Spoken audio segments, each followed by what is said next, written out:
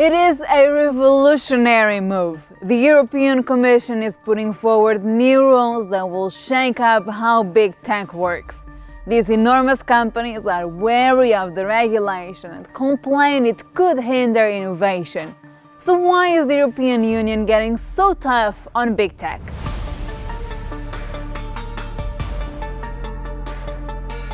Over the past few years, the European Commission has opened a series of investigations into companies such as Google, Facebook, and Amazon. This is because the European Commission is concerned about how powerful these companies have become.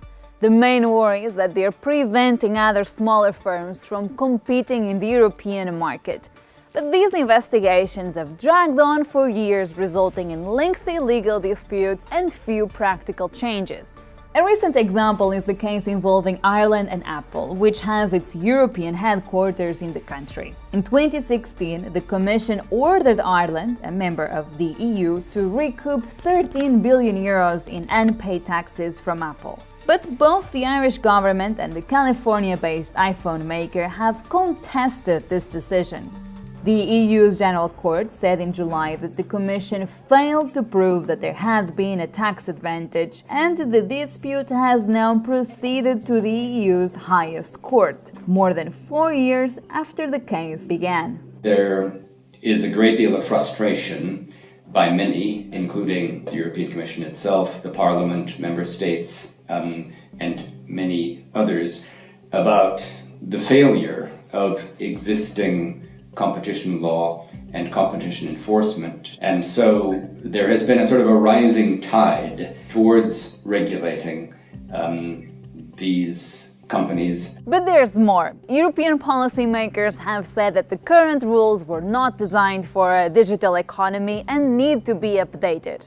We are coming from past years where the regulation has been fragmented, where the regulation has become quite old, to be honest, and where enforcement and cooperation in Europe were quite limited. The need for the European authorities to take our destiny in control and actually to push for what they call digital sovereignty is reflected in this regulation. This will be a game changer. At the same time, there's strong public support in Europe for tighter regulation of the digital giants. Why do you think the European Commission is coming up with this new regulation now? There is a lot of political backlash against the tech firms, and there is the feeling that something has to be done.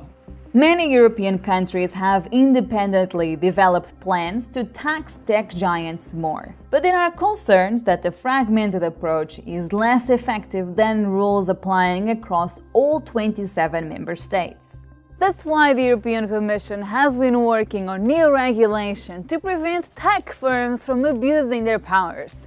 The new rules are expected to be divided into two complementary pieces of law: the Digital Services Act and the Digital Markets Act. The Digital Services Act is expected to police content on key platforms. It will allow for increased oversight of illegal and harmful content and set rules for the use of artificial intelligence. The Digital Markets Act is set to make competition fairer and reduce monopolistic behavior. It could put an end to self-referencing, for example, when Apple displays its own apps at the top of the App Store.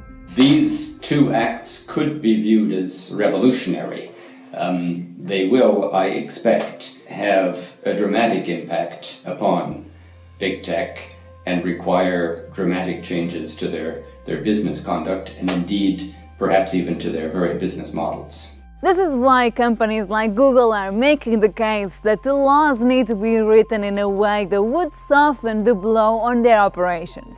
An example of a concern we might have, today if you were to look for a restaurant on Google, we can provide you with a map a link to its opening hours and ability to book. Now, if the rules are written in the way that some speculate, it could be that we're no longer allowed to combine that information in search results, which is a really helpful tool, not only for consumers, but also for those small businesses who want to ensure that they can benefit from the best possible tools available. Margrethe Vestager, Europe's competition chief, explained in more detail what's likely to happen under the new regulation. Those platforms would have to provide regular reports on the content moderation tools they use, the accuracy, the results of those tools. And they'd have to give us better information about the ads that we're seeing, explaining, for example, who placed a certain ad and why it has been targeted at us. This would be very unpopular with the tech firms, which have refused to disclose their algorithms for years. It would also become another milestone in EU policymaking, just like the General Data Protection Regulation or GDPR, which was introduced in 2018 and gave users more control over their data. This regulation that is currently being developed is orders of magnitude strategically more important than GDPR for the heart of the business models. And the reason is this: the legislation seems willing to prohibit a variety of practices which have been the main way these platforms monetize their investments. But the implications of the upcoming rules go beyond the tech giants we're familiar with. There are also concerns that it would reduce Europe's competitiveness and ability to nurture homegrown tech giants. Of the world's 20 biggest tech firms, only one is based in the EU. Silicon Valley alone was the birthplace of 3 out of the 5 largest, while across the Pacific, China's Alibaba and Tencent have rapidly grown bigger than any of their European competitors. So what sort of impact do you expect this legislation to have on European innovation? There is a risk. It would be foolish to say that there's no trade-offs. The next European unicorn could be falling within the scope of this legislation. It's important to get the detail of the rules right to enhance innovation in Europe.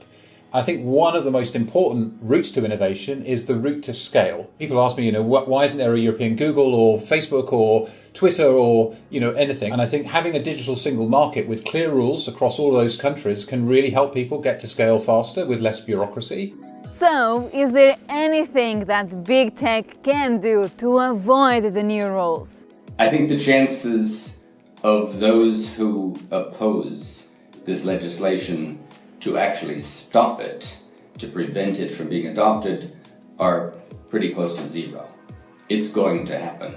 These companies have, of course, extraordinary resources. So they will have their armies descend upon the EU institutions and arguing why this legislation should not be adopted.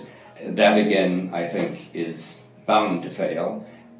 But they might be able to have some influence over specific provisions. It will take some time before these proposals become law, but the EU certainly hopes they will change how big tech works.